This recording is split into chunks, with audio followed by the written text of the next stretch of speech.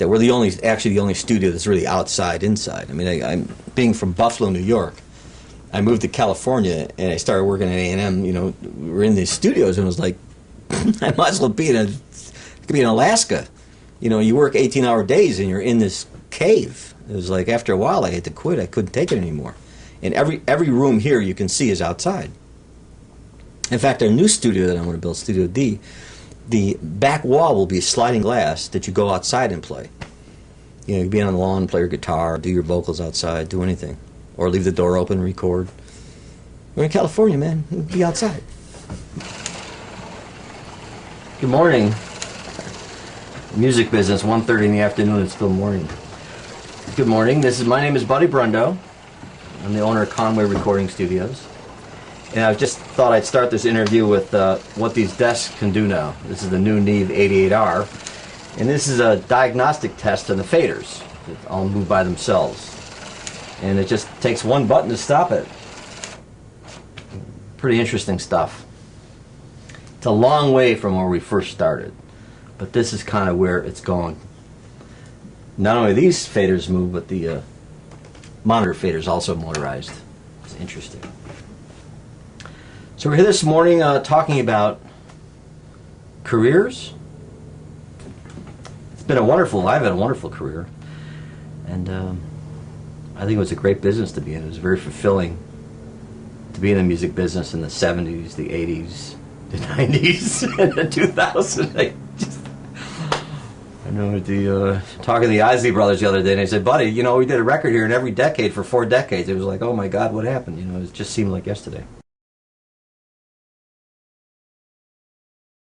There's a number of positions to have in the studio, and you can start with me, the chief.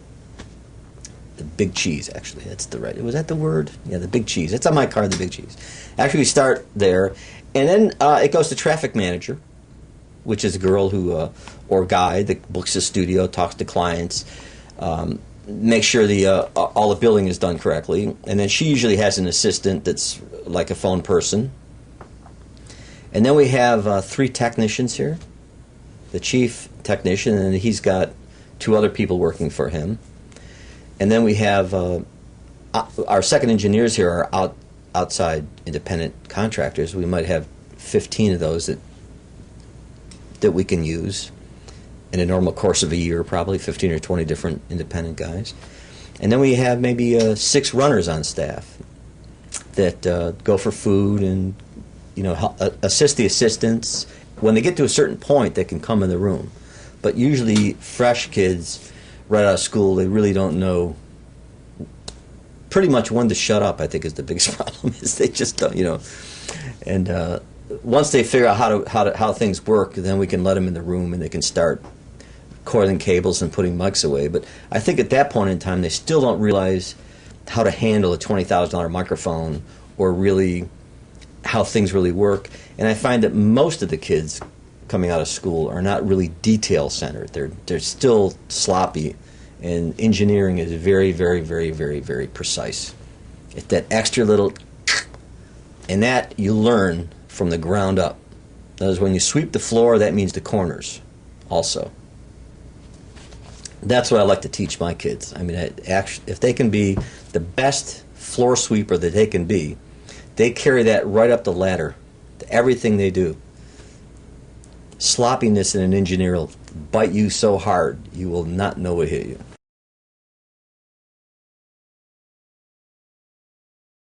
Runners or graduates, recent graduates, we like to take for a while, and they can learn how a studio operates and learn how to deal with other artists and employees, and kind of get a more precise lingo of what happens here in a studio. And they're here maybe 6 months or a year learning that, and along that time they get to work a little bit at setting up microphones and tearing down other, you know, things that we need done.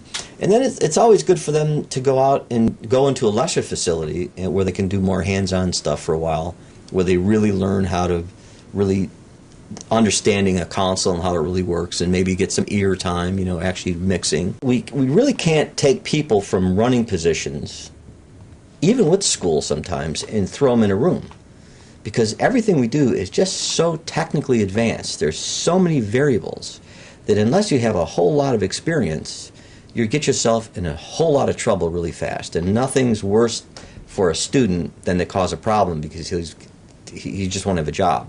You know, you're not allowed a mistake because the stakes are incredibly high. To get a runner job here, I mean, we have graduates from all the major schools. And what they are, they're still entry level.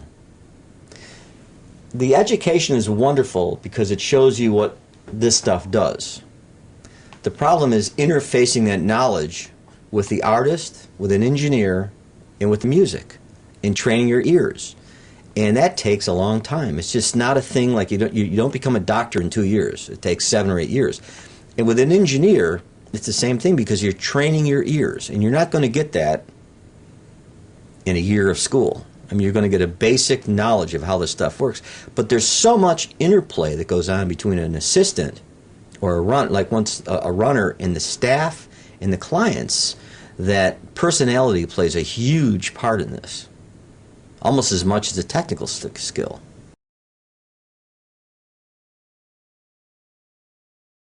An assistant engineer, it is being on top of everything. It's like covering the bases. It's like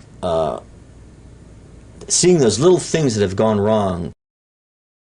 It's good to keep an eye on every little detail that happens here, and there's always a million of those details, whether all the tracks are aligned correctly, if they're all in record correctly, if the synchronizer's not at 29.95 but 30 with house sync. It goes on and on, all these details.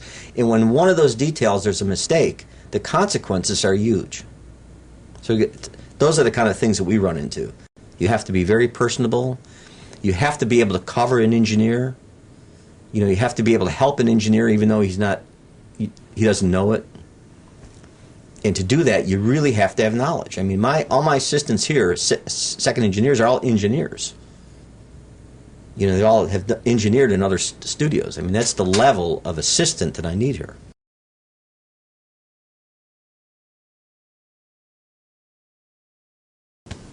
If I had to give advice to a kid about what to do in this industry,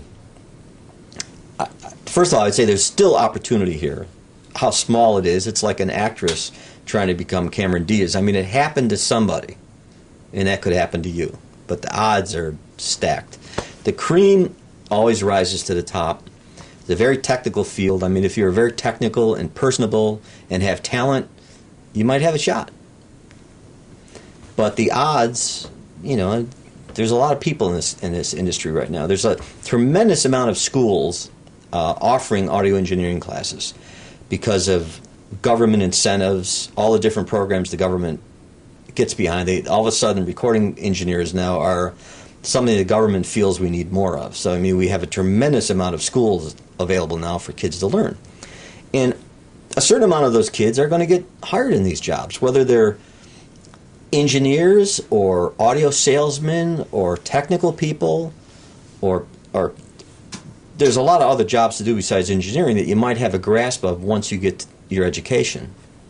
And but it's a long shot, definitely. Me, I think maybe I'd go around through the technical part. I'd learn how to fix this stuff. Because if you learn how to fix it, you can also, while you're fixing it, get time in the studio to do your engineering part. And that would give you just more options to a studio owner.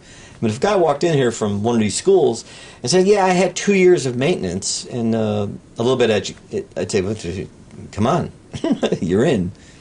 Just that most students that come here do not have a clue about the technical aspect.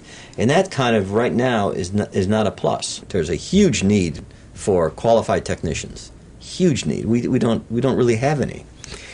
And it's just a problem because most people, we don't really have enough technical people that really know how to fix this stuff. This is all what's called surface mount equipment that everything's built right on the module. So it's layered, but it can be fixed. And these are very complicated. The wiring's very complicated. Fixing this gear is very complicated. And not that many people do it, and you can make a lot of money doing it. You know, $50 to $75 an hour is not unheard of for a good technical person.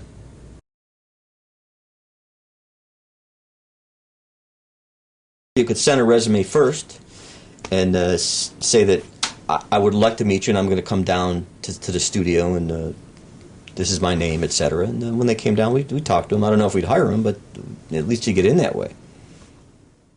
It's always good to, that's how I got my job here, man. I just showed up one day, and I started cleaning, because they were busy. So I started hosing the driveway down, and they were just cleaning up. And the guy said, well, I got to hire this guy because he's a worker.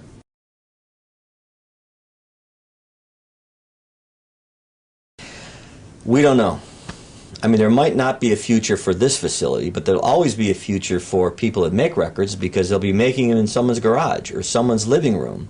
There's also a big future for live engineers. I mean, guys that do this also for live venues. It's the same discipline.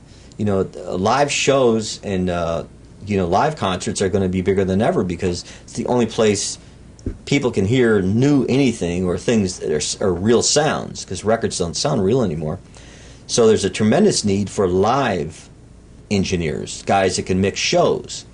And there it's even more intense because if anything goes wrong, you have to take care of it. You got to be really fast on your feet. You just can't. I mean, it's live, man. You can't make mistakes.